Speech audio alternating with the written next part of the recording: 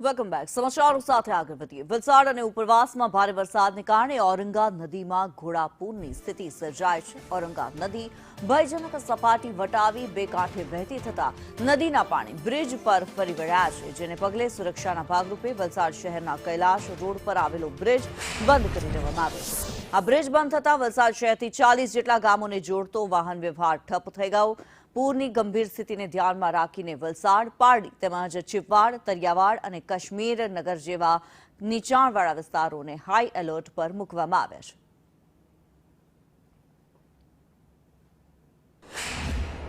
ઉપરવાસમાં પડી રહેલા ભારે વરસાદને પગલે વલસાડની ઔરંગા નદીએ પોતાની ભયજનક સપાટી વટાવી છે. વલસાડ શહેરથી 40 ગામને જોડતો ઔરંગા નદીનો કૈલાસ રોડનો જે બ્રિજ છે લો લેવલનો, એ બ્રિજ પર પાણી ફરી વળતા હાલ વાહન વ્યવહાર બંધ કરવામાં આવ્યો છે.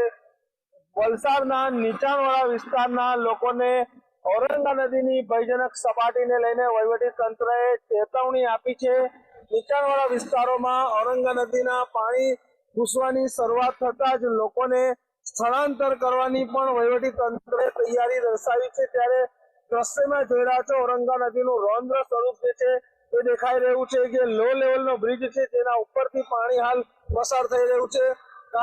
કહેવામાં આવે છે કે ઔરંગા નદીના ઉપરવાસમાં જે પડેલા ભારે વરસાદ છે, ધરમપુરના જંગલોમાં પડતો વરસાદ, તેના કારણે આ ઔરંગા નદીએ હાલ એનું રૌદ્ર સ્વરૂપ ધારણ કર્યું છે અને ઔરંગા નદીમાં હાલ ઘોડાપૂરની પરિસ્થિતિ સર્જાય છે. ત્યારે સમગ્ર પરિસ્થિતિને પહોંચી વળવા વલસાડ જિલ્લામાં એક એનડીઆરએફ અને એસડીઆરએફની ટીમને તૈનાત કરવામાં આવી છે અને વહીવટી તંત્ર સંપૂર્ણપણે ઔરંગા નદીના લેવલ ઉપર નજર રાખીને બેઠું છે. જાવેદ ખાન, સંદેશ ન્યૂઝ.